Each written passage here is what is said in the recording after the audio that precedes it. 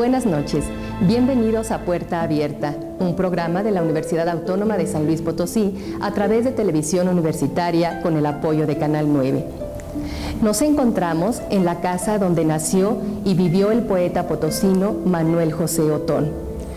Un 28 de noviembre, pero de 1906, muere este poeta, por lo que a Puerta Abierta dedica este programa como un homenaje a Manuel José Otón. Los invito a que se quede con nosotros, ya que llevaremos hasta sus hogares un interesante foro en donde distinguidas personalidades nos hablarán y nos platicarán acerca de este poeta potosino. Quédese con nosotros.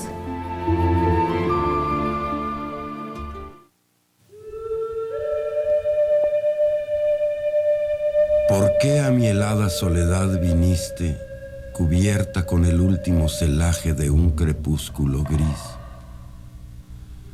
Mira el paisaje, árido y triste, inmensamente triste. Si vienes del dolor y en él nutriste tu corazón, bien vengas al salvaje desierto, donde apenas un miraje de lo que fue mi juventud existe. Mas si acaso no vienes de tan lejos y en tu alma aún del placer quedan los dejos, puedes tornar a tu revuelto mundo. Si no, ven a lavar tu ciprio manto en el mar amarguísimo y profundo de un triste amor o de un inmenso llanto. Mira el paisaje, inmensidad abajo, inmensidad, inmensidad arriba. En el hondo perfil, la sierra altiva al pie minada por horrendo tajo. Bloques gigantes que arrancó de cuajo el terremoto de la roca viva. Y en aquella sabana pensativa y adusta, ni una senda, ni un atajo. Asoladora atmósfera candente, donde se incrustan las águilas serenas como clavos que se hunden lentamente. Silencio, lobreguez, pavor tremendos, que viene solo a interrumpir apenas el galope triunfal de los berrendos. En la estepa maldita, bajo el peso de sibilante brisa que asesina, irgues tu talla escultural y fina como un relieve en el confín impreso. El viento entre los médanos opreso canta como una música divina y finge, bajo la húmeda neblina, un infinito y solitario beso. Vibran en el crepúsculo tus ojos, un dardo negro de pasión y enojos que en mi carne y mi espíritu se clava, y destacada contra el sol muriente, como un airón, flotando inmensamente tu bruna cabellera de india brava. La llanada amarguísima y salobre, enjuta cuenca de océano muerto, y en la gris lontananza, como puerto, el peñascal, desamparado y pobre. Unta la tarde en mi semblante yerto, aterradora lobreguez. Y sobre tu piel, tostada por el sol, el cobre y el sepia de las rocas del desierto. Y en el regazo donde sombra eterna del peñascal bajo la enorme arruga es para nuestro amor nido y caverna. Las lianas de tu cuerpo retorcidas en el torso viril que te subyuga con una gran palpitación de vidas. Qué enferma y dolorida lontananza, qué inexorable y hosca la llanura. Flota en todo el paisaje tal pavura como si fuera un campo de matanza. y la sombra que avanza, avanza, avanza. Parece con su trágica envoltura el alma ingente, plena de amargura de los que han de morir sin esperanza. Y ahí estamos nosotros, oprimidos por la angustia de todas las pasiones, bajo el peso de todos los olvidos. En un cielo de plomo, el sol ya muerto, y en nuestros desgarrados corazones, el desierto, el desierto y el desierto. Es mi adiós. Allá vas, bruna y austera, por las planicies que el bochorno escalda, al verberar tu ardiente cabellera como una maldición sobre tu espalda. En mis desolaciones, ¿qué me espera? Ya apenas veo tu arrastrante falda, una deshojazón de primavera y una eterna nostalgia de esmeralda. El terremoto humano ha destruido mi corazón y todo en él expira. Mal hallan el recuerdo y el olvido. Aún te columbro y ya olvidé tu frente. Solo hay tu espalda miro, cual se mira lo que huye y se aleja eternamente. En tus aras quemé mi último incienso y deshojé mis postrimeras rosas.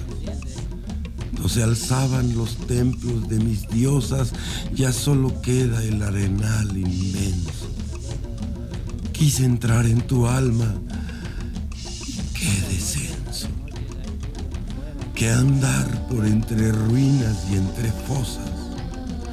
A fuerza de pensar en tales cosas, me duele el pensamiento cuando pienso.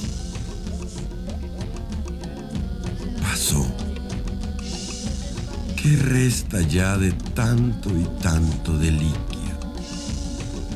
En ti, ni la moral dolencia, ni el dejo impuro, ni el sabor del llanto.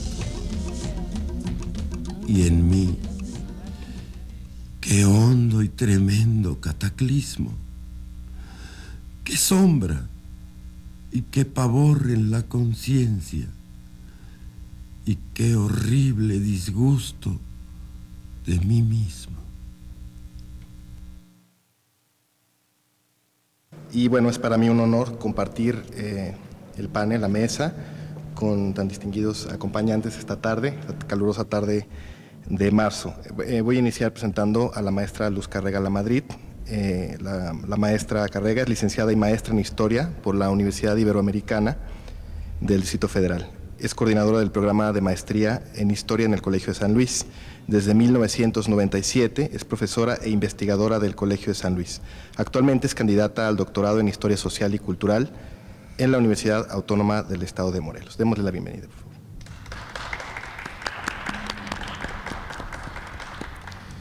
Nos acompaña también el maestro Ignacio Betancourt, a quien se le ha otorgado el Premio Nacional de Poesía Punto de Partida por la Universidad Autónoma de México en 1994 y el Premio Nacional de Cuento por el Instituto Nacional de Bellas Artes en 1976. Ha publicado poemarios, libros de cuentos e investigaciones literarias, entre las cuales destacan El Escándalo, primer drama de Manuel José Otón, Texto y Contexto, Instituto de Cultura de San Luis Potosí, el Colegio de San Luis, 1999, José María Facha, Idilio Bucólico y otros textos, Factoría Ediciones, México, año 2000. Como dramaturgo es autor de El Gran Circo de los Hermanos Gandaya, 1974, Fábulas Latinoamericanas, 1981, Luchas y mitotes del Nuevo Mundo, en el Nuevo Mundo, 1983, Las Desventuras de Juan Diego, 1991, La Carpa de Soledad, de 1996, entre otras. A partir de 1997 hasta la fecha es investigador literario en el Colegio de San Luis. Le damos la bienvenida, por favor.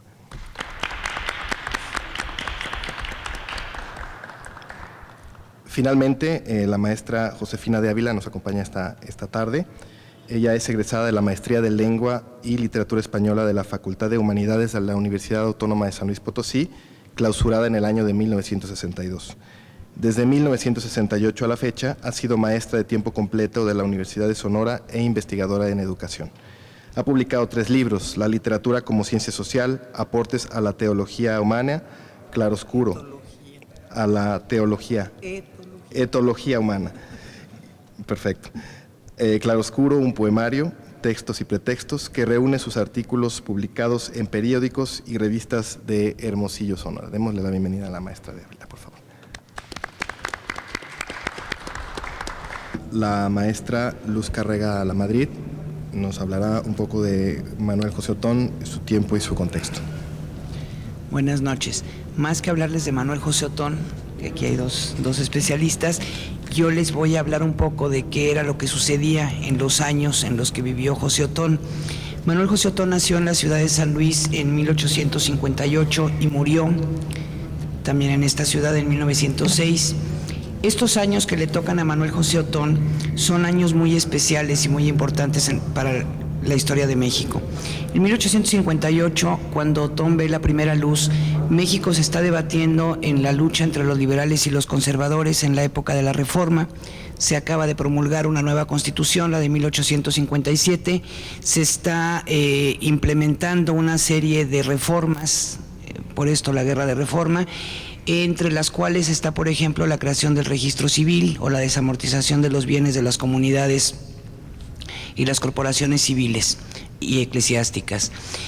A Otón le toca en su infancia, en su adolescencia, en su infancia, el periodo de Maximiliano, cuando Maximiliano es traído por el grupo conservador e implanta aquí el sistema monárquico, y obviamente a Otón le toca también la caída de este imperio, y le toca en la etapa que se conoce en la historia de México como la República Restaurada, que más bien sería la reinstalación de la República, esta República que había sido cortada, que había entrado en receso durante el gobierno de Maximiliano, y básicamente Otón vive ya como joven, como adulto, la etapa del porfiriato. Esta etapa de un gobierno de 30 años, de 33 años, donde lo que sucede es que se consolidan estos principios liberales que se venían manejando a lo largo de todo el siglo XIX y donde se consolida también el Estado que conocemos. Otón es alumno, como muchos de su generación, del Instituto Científico y Literario de aquí de San Luis, y egresa de esta institución como abogado.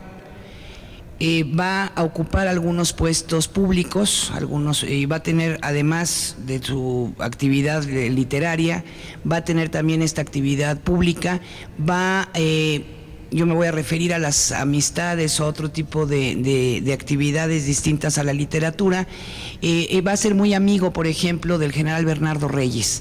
Y la amistad de Otón con él le permitió acceder a algunos cargos, pero también recorrer y conocer algunos sitios del norte del país. Durante los años de Manuel José Otón, son también los años en los que viene el cambio, el fin del siglo XIX y el inicio del siglo XX. Son los años en los que se extiende la red ferrocarrilera en el país, en México. Son los años también donde las ciudades comienzan a conectarse a la energía eléctrica, donde la red telegráfica, que no se inventa en ese momento ni se inicia en ese momento, comienza también como telaraña a unir las distintas regiones del país. Para el caso de San Luis es la época en la que se inauguran pues prácticamente todos los ferrocarriles que San Luis tuvo, porque no solamente fueron el Ferrocarril Central Mexicano y el Ferrocarril Nacional, estamos hablando de cerca de 20 líneas de ferrocarril de distintos tamaños y de distintos propietarios. Y es la época en la que San Luis cambia, la ciudad de San Luis cambia también su fisonomía, adquiere esta fisonomía afrancesada, con sobre esta ideología o esta demostración de que San Luis, igual que el país, se encontraba dentro del camino del progreso, que es lo que el Porfiriato va a estar insistiendo y va a estar buscando. Ahora, Manuel José Otón también va a ser contemporáneo de importantes autores y de importantes personajes de otros países. Yo menciono algunos nada más. Es contemporáneo, por ejemplo, de León Tolstoy, de Dostoyevsky, de Víctor Hugo, de Julio Verne, de Marx, de Mark Twain, lo mismo que de Abraham Lincoln, de Pasteur, de Nobel, Graham Bell, José Martín, Tomás Alva Edison. Estamos hablando de unos años que están consolidando todos estos procesos científicos, todos estos avances que se han estado logrando a nivel mundial, y México, San Luis, no es la excepción. Manuel José Otón tuvo contacto, yo creo que esto lo podrá explicar mejor Ignacio Betancourt que yo. Manuel José Otón tuvo un contacto muy cercano con la élite potosina, y esto le permitió aparecer en varias ocasiones en eventos tan importantes como la inauguración del Teatro de la Paz. Además de esto, va a participar en varios periódicos, y yo terminaría diciendo que en los años en los que Otón muere, en 1906, se está gestando ya la Revolución Mexicana. En ese mismo año, en 1906, estalla una huelga de ferrocarrileros impresionante, reunió a más de 3,000 trabajadores de ferrocarril en San Luis Potosí, en Aguascalientes y en otras partes, y ya es claro, ya es evidente que el régimen porfirista se viene debilitando. Muchas gracias. Bien, a continuación el maestro Ignacio Betancourt nos hablará de la obra dramatúrgica o Manuel José Otón como dramaturgo. Bien, el año de nacimiento de Manuel José Otón, que es 1858, está entre dos publicaciones muy significativas, dos libros definitivos tanto para la literatura como para la ciencia. 1857, un año antes que naciera Otón, se publica Las Flores del Mal de Baudelaire, y en 1859 se publica El origen de las especies de Charles Darwin. Estos dos libros, de una manera obviamente azarosa, son las líneas directrices en las que transcurre la vida de Otón, que habrá que señalar que nunca se involucró directamente, digamos, en lo científico. Él fue siempre fiel a lo literario, tampoco se involucró en lo político, a pesar de su amistad y su cercanía con el general Bernardo Reyes, que es un ser, una persona sumamente paradójica, muy interesante, porque al mismo tiempo que era un militar y que era un matón y que podía organizar crímenes y represiones y todo esto que se acostumbraba, porque ese era el papel de los militares en ese tiempo. Al mismo tiempo escribía poesía y tenía amigos poetas. Otón era una persona trágica, una persona que estuvo enferma desde muy joven, muy atormentado, lo cual no aplacaba su lujuria ni su gusto por el alcohol, pero finalmente era un ser trágico. Otón era un ser comprometido solamente con la poesía. Era un hombre entregado a la pasión amorosa. Uno de sus amigos más cercanos, Rubén M. Campos, lo describe incluso como una especie de estos personajes de la mitología que se la pasan buscando doncellas y siempre obsesionados con la sexualidad, y además su gusto irreprimible por el alcohol. Entonces, para nada era una persona ejemplarizante en ese aspecto. Era ejemplarizante en el sentido de que era un ser humano que se entregó de una manera absoluta y total a la creación literaria, y eso le permitió destacar especialmente en su obra poética, que fue lo más relevante que produjo, pero también escribió teatro y también escribió narraciones. Dentro de la obra, en esta primera intervención no voy a hablar de teatro específicamente, me reservaré para la segunda parte, pero me gustaría señalar que Otón es un creador que existe, así como lo determinaron estos dos libros que inicialmente yo mencionaba en el año en el que nace, que acompañaron el año en el que nace Otón. Fue un hombre que, pese a su sentido trágico y a su manera trágica y dionisiaca, que es una combinación muy interesante de existir, fue capaz de escribir poemas de una vitalidad extraordinaria. Me refiero específicamente a algunos de ellos. Podría ser el inicio de su época. Él abomina lo que escribió antes de 1890 porque lo consideró del montón, como efectivamente lo era. Pero en 1891, que publica el Himno de los Bosques, que es un poema que escribe, dicen las malas lenguas, bueno, en este caso Artemio de Valle y Arizpe, que lo escribió en las cantinas de San Luis Potosí, y que el gobernador de ese momento, creo que Blas Escontría, había autorizado que cada verso que escribiera tenía derecho a una copa en las cantinas de manera gratuita. La cosa es que escribe ese extraordinario poema sinfónico, y que hay que señalar que Otón era sordo, casi sordo, ¿verdad? Y sin embargo escribe un extraordinario poema de los sonidos. Junto a esa vena de extraordinaria vitalidad, yo pondría Pastoral, que es un poema extraordinario, que no fue reconocido en San Luis Potosí. Otón repudió a San Luis en el año de 1897, dice: yo me voy de aquí, no me reconocen ni como abogado ni como poeta, no quiero saber nada. En 1902, cuando publica su libro más importante, que es Poemas Rústicos, lo dedica a la ciudad de Guadalajara, no lo dedica a San Luis Potosí. Hasta 1904 que regresa e inicia una reconciliación ya tardía, porque a los 2 años va a morir. Estaría Pastoral, un extraordinario poema que es poema de vida, ¿verdad? Y también se podría incorporar en esta línea poética La Noche Rústica de Walpurgis. Muy bien. Cedo la palabra ahora a la maestra Josefina de Ávila. Bueno, eso dicen las malas lenguas.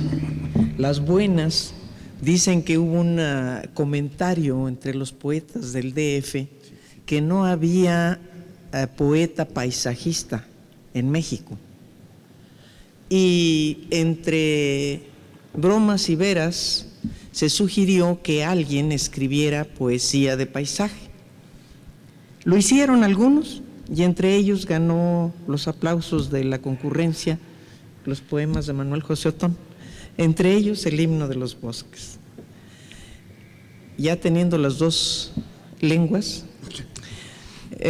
no resisto la tentación de comentar el Idilio Salvaje. Creo que todos sabemos que el Idilio Salvaje no solo es uno de los mejores poemas, sino es que el mejor de la poesía mexicana, sino también de la lengua española. Se ha hecho por allí alguno que otro comentario que francamente no encuentra sustento en el poema. Y eso me ha hecho a mí llegar a este, que es el mío. La gama de matices emocionales que plantea Otón, y que es extraordinaria, va a tener una conjunción única con el paisaje, en el sentido de que predominan el dolor, la soledad y sobre todo el despecho de este hombre que escribe ese poema ya muy enfermo y que va a ser su gloria. Él lo sabía, y él desde luego con un deseo de no engañar a su esposa, porque la engañó muy complacido, sino de que ella no se enterara, una discreción que pocos hombres tienen. Empieza con un soneto dedicado a Alfonso Toro, y haciendo creer, esperemos que por lo menos a doña Josefa, que hablaba de experiencias de Alfonso Toro. Creo que si Manuel José Otón hubiera escrito con esa pasión todo lo que vivió, sería el mejor poeta del mundo. Desgraciadamente, esta pasión vivida en plena madurez, él murió joven, cerca de mí sería un jovencito, muy atractivo además, muy varonil.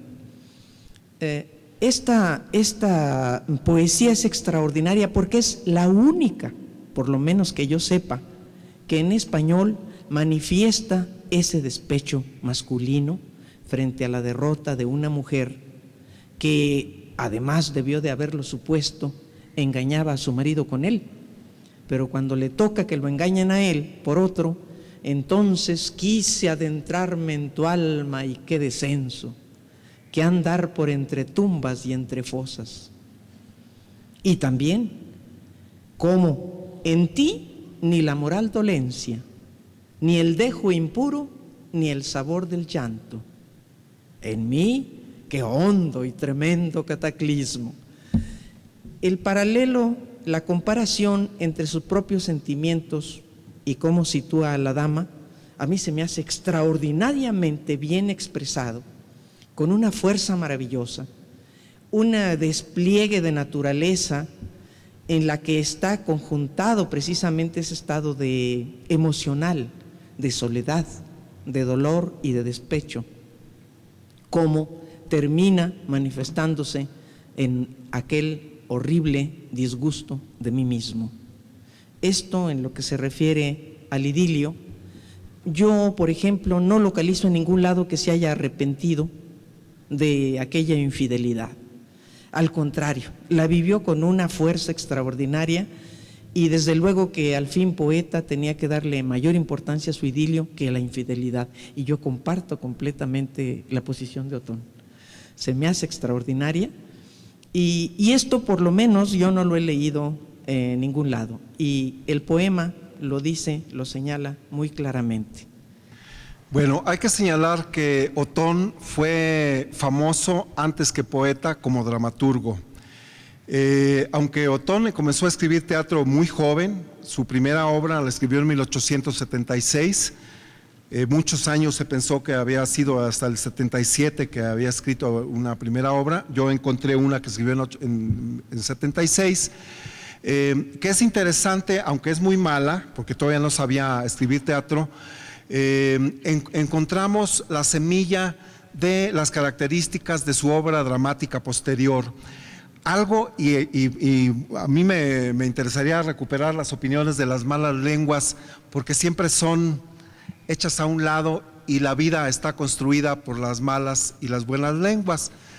Pero la obra de Otón siempre se minimizó y yo pienso que en San Luis Potosí los otonistas la hicieron a un lado, obviamente porque lo principal era su obra poética, versificada, pero también porque tanto en su teatro como en su narrativa, Otón es un ser crítico de su tiempo. Peñalosa dice, me parece de manera muy acertada, que es una especie de anticipador de la literatura de la Revolución. En el caso de su dramaturgia, Otón trabaja a los personajes femeninos de una manera que no era característica de su época. Aquí se le hizo a un lado como dramaturgo porque Montejano decía que eran copias de las obras de José Echegaray, que había sido premio Nobel, el dramaturgo español de moda internacional en esa época, pero yo pienso que el teatro de Otón tenía peculiaridades que no se daban en la obra de Echegaray. En El Escándalo, que fue la primera obra que escribe en 1876, plantea el dilema de una mujer muy joven que es casada por intereses económicos, la familia la casa a los 15, 16 años, como se acostumbraba en ese tiempo, con un hombre rico que muere y ella queda viuda con un hijo adolescente, y cuando ella quiere conocer de verdad lo que sería la relación amorosa y erótica con el hombre, pues entonces tiene el problema del hijo y del cuñado, ¿verdad? Y entonces ahí sale toda esta trama que caracteriza la obra de esa primera obra de Otón.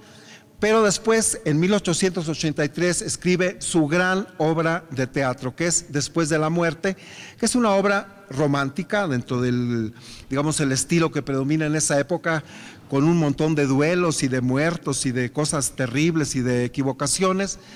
Y es una obra construida ya con una madurez impresionante. Esta obra se estrena en el Teatro Alarcón en el 83, pero su éxito nacional lo tiene en 1885, cuando se estrena en la Ciudad de México.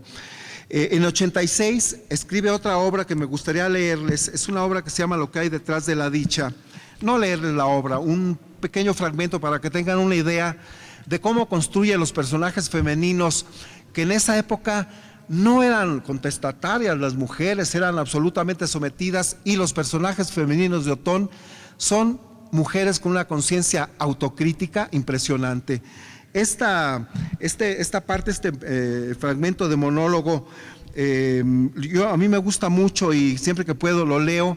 Les platico una anécdota en una ocasión que me invitaron a hablar sobre Otón en una reunión de mujeres filantrópicas, de estas, la esposa del dueño de la Bimbo y todas estas personas, ¿verdad?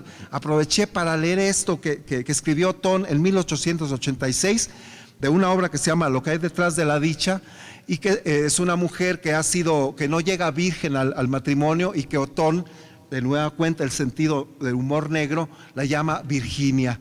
Virginia dice en un momento de la obra, dice: ¿cuántas noches he batallado con mi conciencia? A solas me gritaba: delátate, y con mi orgullo, con mi temor, con mi vergüenza que me aconsejaba callar. ¿Por qué era todo esto? La mala educación que a mí, como a todas las mujeres de mi clase y de mi posición, nos dan ahora. Nos enseñan a disimular, nos infunden un miedo horrible al que dirán, nos llenan de soberbia, nos mandan ocultar nuestras faltas, y en cambio no nos enseñan a guardarnos de las asechanzas, no nos infunden la virtud sólida, no nos llenan de verdadera piedad, ni nos mandan obrar bien, aunque aparezcamos mal. Entre nosotras, la mujer más virtuosa es la que reza más, la que más funciones religiosas paga, la que pertenece a más sociedades benéficas que hacen la caridad a gritos por los salones y las calles, convirtiendo una área de la Traviata en un mendrugo de pan que no llena, y el quiebro de un torero en un jergón que no abriga. Nada importa que después de una mañana de iglesia pasemos una noche de fiesta, a donde llevamos un capital en el traje que se desgarra o se deteriora en la revuelta vorágine. Otón escribió muy después, ocasionalmente, cuando joven escribió mucho teatro, después dejó de escribirlo, pero su última obra es una obra muy interesante, y que me parece que es una obra que es vigente actualmente, porque es una obra que le encargó el gobernador Espinosa y Cuevas, no porque le interesara la literatura, sino porque él se consideraba de alguna forma descendiente de Miguel de Cervantes, Cervantes Saavedra, y en 1905 se conmemoraba el 300 aniversario de cuando se presentó por primera vez la primera parte del Quijote. Entonces lo mandan llamar a Otón, le piden que escriba una obra de teatro. Escribe una obra de teatro de una manera muy contemporánea, porque la escribe frente al escenario, la dirige, decide suprimir el final, porque el actor que representaba a Cervantes era muy malo, eran un grupo de aficionados, y entonces te corta la escena en la que muere Cervantes y la dejas sin esa parte de la muerte. Pero en esta obra de teatro es importante porque confronta el poder del artista, del creador, frente al poder político, religioso y militar que predominaba. Pero hay un momento muy significativo que de alguna manera anticipa también la muerte del propio Otón, porque fíjense ustedes lo que la parte final, 1905, ya faltan pocos meses para la muerte de Otón, y entonces en este diálogo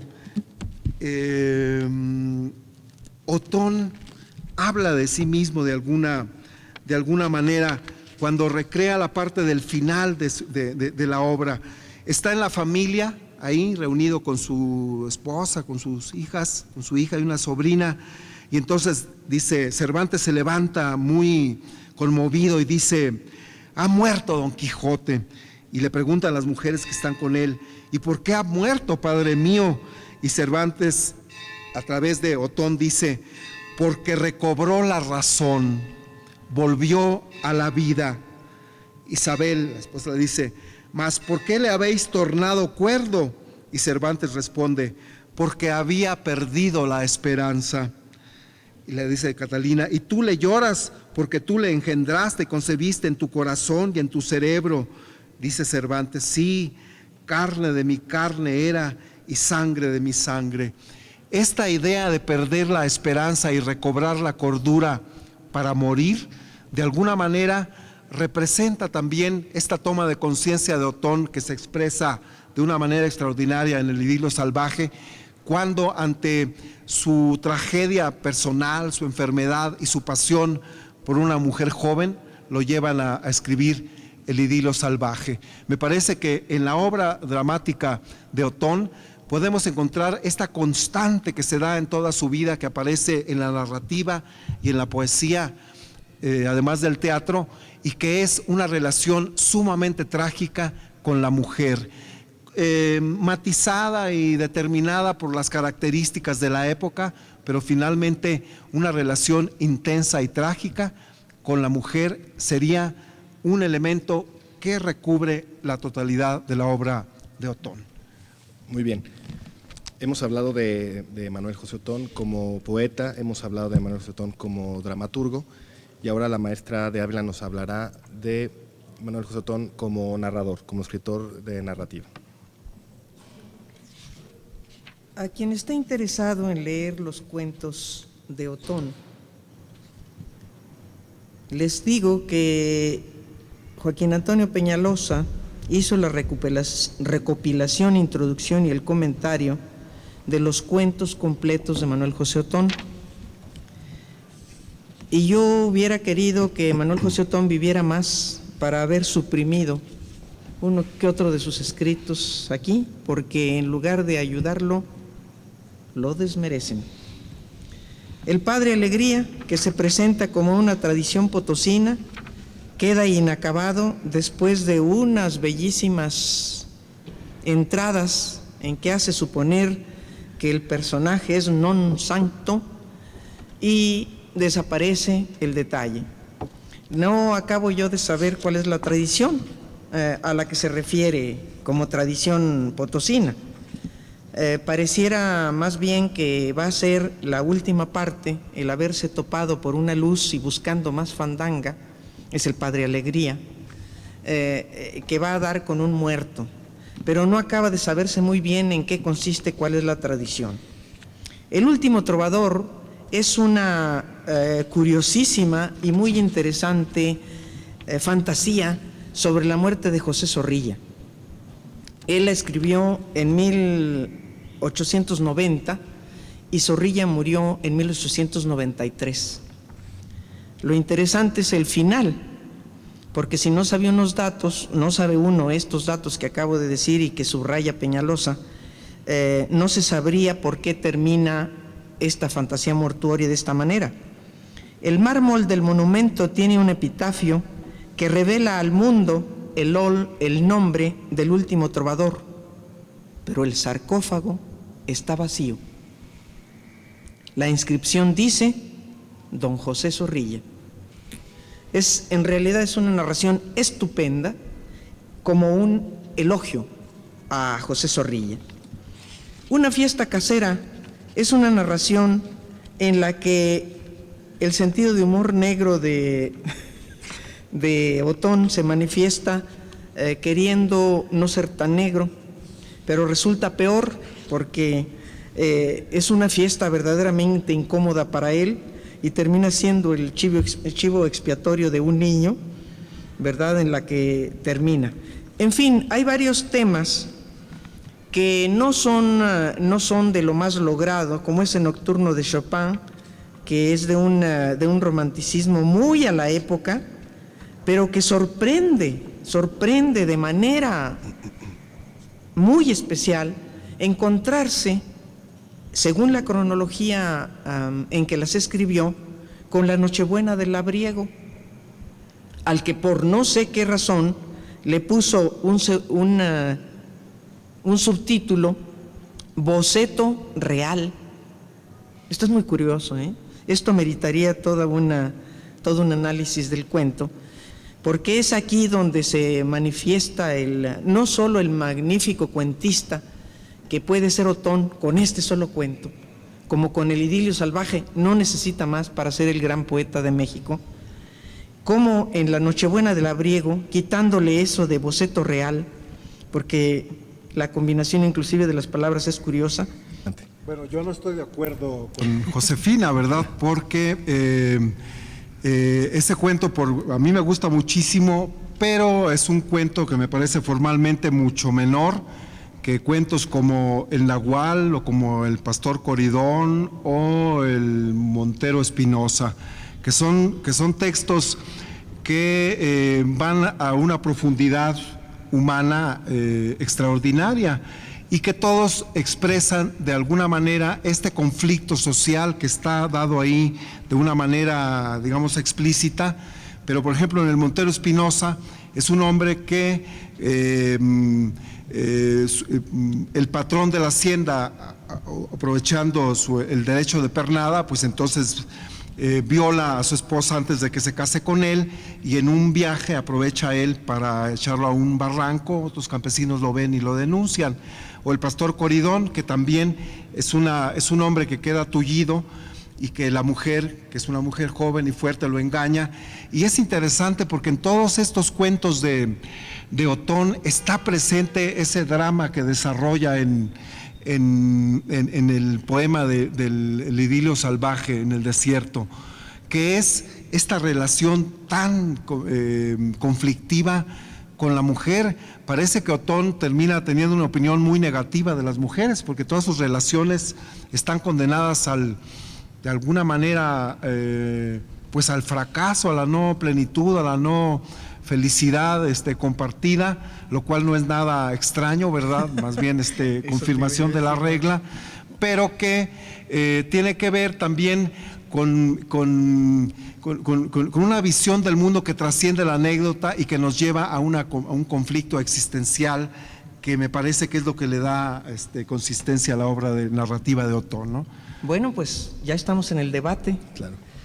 Tendríamos que preguntarnos entonces desde qué perspectiva estamos evaluando los cuentos de Manuel José Otón, si es por los temas o si es por la forma. Porque yo diría que precisamente según los expertos, y entre ellos los autores, que a mí me importa más la opinión de los autores que de los académicos, William Faulkner, el gran prosista angloamericano, decía que él había intentado ser poeta y no había podido, había intentado ser cuentista y no había podido, y por eso era novelista. Una modestia de su parte, porque la novela es el más complejo de los géneros. Y Jorge Luis Borges, el gran poeta latinoamericano, argentino, decía él que él jamás escribiría una novela porque le sobraban demasiadas cosas. En ese sentido, es que desde esa perspectiva y apuntando esa economía necesaria del cuento frente a la novela, es que este cuento es superior a los demás. A los otros cuentos se les podrían quitar muchísimas cosas sin deterioro de los temas, ¿verdad? Hay, por ejemplo, dos entre el Nahual, que personalmente me gusta menos que este cuento. Ahora, hay hasta repeticiones en dos cuentos, en el Nahual y en Encuentro Pavoroso. La anécdota es que se le olvida algo y se tiene que quedar solo, y se repite en los dos. Por ejemplo, eso ya sobraría, ¿verdad? En el Nahual crea una expectativa extraordinaria, y cuando ya nos tiene atrapados, nos desbarata el atrapamiento aquel de la novedad con una prosa buenísima, siempre es muy buena. Él se autoeducó en la prosa cervantina, así es de que por allí le podremos poner peros de repeticiones o de exageraciones propias de cualquier autor, pero no de la historia. La historia es un mito latinoamericano, el del Nahual, y aquí surgen dos cosas. ¿Por qué desbarata él el mito? El Nahual en la literatura latinoamericana es un hombre que se transforma en animal. Y esto dan fe de ello una serie de experiencias. Ojalá algún día Nacho se anime a escribir la enorme cantidad de mitos latinoamericanos, porque son apasionantes. ¿Cómo es que este nahual se desdobla aquí en un coyote que alimenta al viejo? Cuando vamos creyendo ya que el viejo es el animal, resulta que no. Se dedica Otón a desbaratar el mito y casi nos dice que es pues no, sin el casi, que es los prejuicios populares los que hacen creer que un animal puede ser nahual. Don Juan Matus se va a levantar de su tumba, ese personaje extraordinario de Carlos Castaneda se va a levantar de su tumba para desmentir a Otón y decir: señores, yo soy un nahual, que era un brujo que se convertía en animal. Y según la historia de Carlos Castaneda, cada ser humano, según la historia de Castaneda sobre don Juan Matus señala que cada ser humano viene con su propio nahual, y es esa identidad con un animal que luego se convierte en lo que en el catolicismo se llama el ángel de la guarda, una criatura que nos va a defender y nos va a ayudar a vivir mejor, pero además con una trascendencia que no tiene el ángel de la guarda. Es una especie de identidad que va a hacer conexión con el otro mundo, un mundo simultáneo a este, que está allí esperándonos para que consumamos una nueva vida. Esta trascendencia del nahual, desde mi punto de vista, es la que desbarata Manuel José Otón. Desde luego a él no le interesaba el mito, le interesaba ser realista, y es evidente que su intento es que se acaben las supersticiones, ¿verdad? Pero bueno, si el autor de cuentos no es creador de mitos, entonces ¿de qué es? Ese sería mi pero para el nahual. Nuevamente, no estoy de acuerdo a mí el nahual me parece un cuento extraordinario y además ilustra algo que es muy significativo. Otón es paradójico, porque él es un romántico que no se asume como romántico, pero resulta inevitable, y sin embargo, en cuentos como esto, como se lo señala acertadamente Josefina, se vuelve positivista, quiere dar una explicación racional. El cuento es extraordinario, es una actitud franciscana y de una solidaridad entre el hombre y el animal maravillosa. En ese sentido, no sería excluyente el hombre que se vuelve animal o el animal que se vuelve hombre. Hay una integración total, pero desde una perspectiva racional.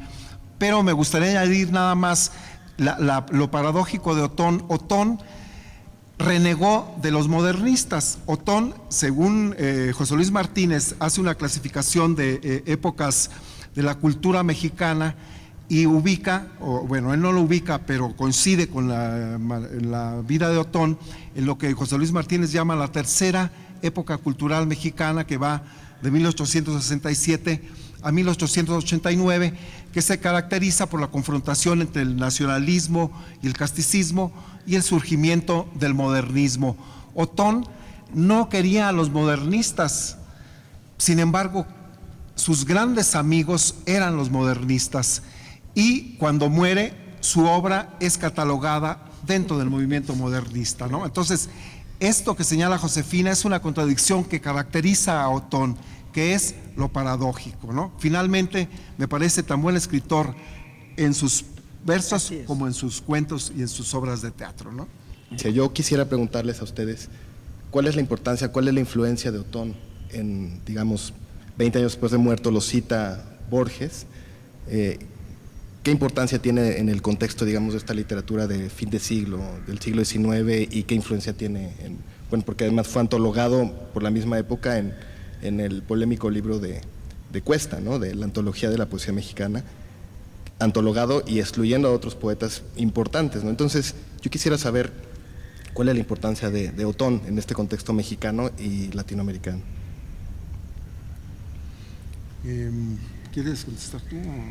Yo ya lo dije, no solo es uno de los mejores, sino es que el mejor poema, el idilio salvaje, y él desde luego como poeta, no solo de México, sino de la lengua española, ¿verdad? Y por eso que señalaba yo, ¿un poeta lo es o no lo es? El decir solo el idilio salvaje es una manera de decirlo, ¿verdad? Pero, por ejemplo, siguiendo con el comentario de Borges, caramba, todos los poemas de Borges son extraordinarios y no todos los de Otón son buenos. Pero yo creo que aquí no valen las estéticas.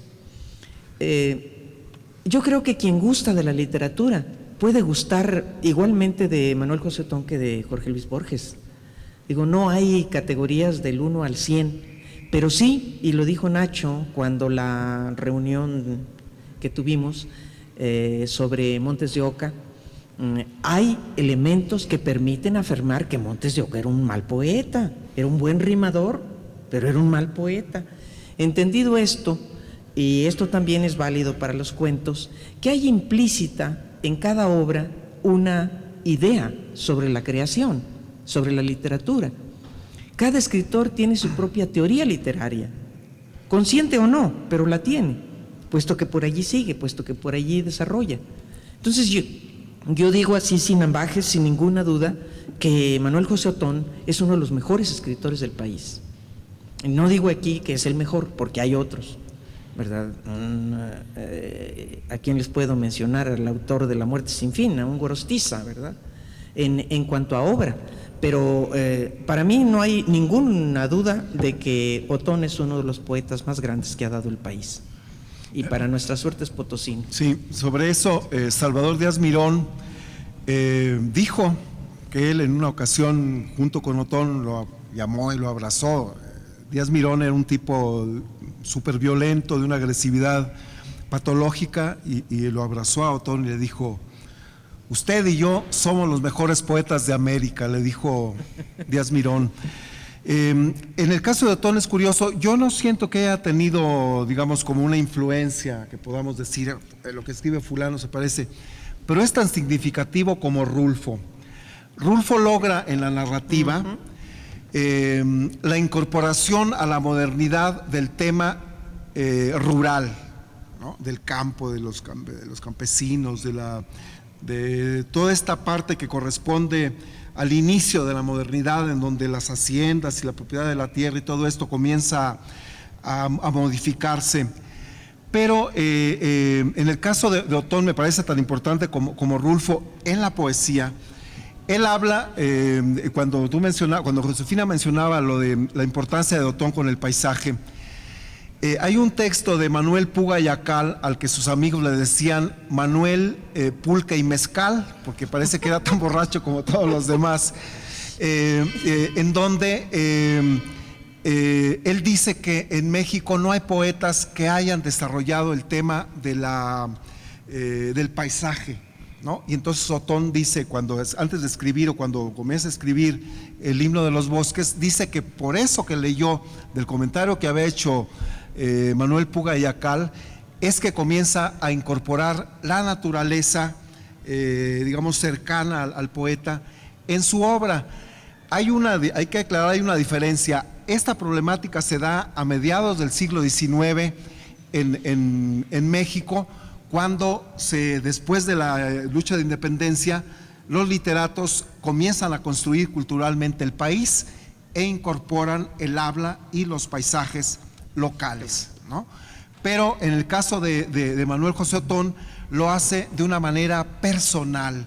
No es un escritor folclórico, no es un escritor turístico, es alguien que logra de alguna manera, o por llamarlo de cierta forma, de antropomorfizar el paisaje.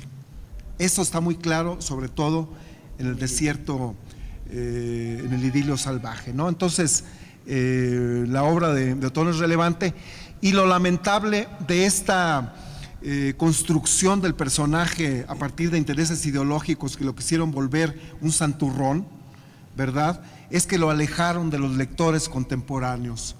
Pero en poemas como Pastoral o como Poema de Vida hay una vitalidad extraordinaria que tiene muchas cosas que decir a los lectores contemporáneos. Así es. Yo les agradezco mucho su participación. Les agradezco a los participantes en el panel su paciencia y les agradezco a ustedes su atención y nos volvemos a ver en otro miércoles de letras. Gracias.